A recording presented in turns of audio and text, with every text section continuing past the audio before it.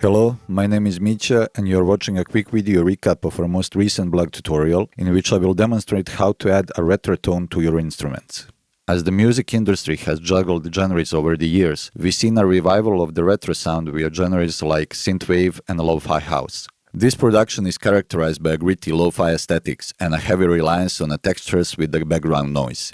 To implement this type of sound into your tracks, you'll need to take a slightly different approach to the mix, as well as the use of some unique effects. In the following tutorial, I will demonstrate how to add a retro tone to your instruments. In order to process this piano arp, which sounds a bit too clean, I have used an effect called RC20 Retro Color by XLN Audio. As you can see, the RC20 Retro Color interface consists of a parallel bank of 6 modules, each of which provides a unique form of retro processing. And the row of large knobs at the bottom is essentially the effect amount controls, which varying effects depending on the module, wet-dry mix, noise level, depth, and so on.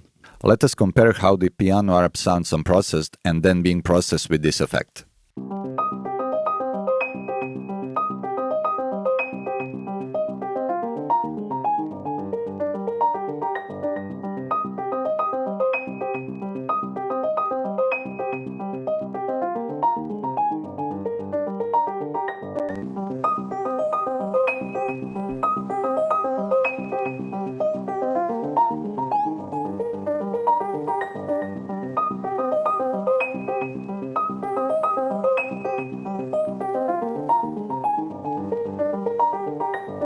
I hope you will find this technique interesting, and for a full blog article, please visit our website at soundbridge.io.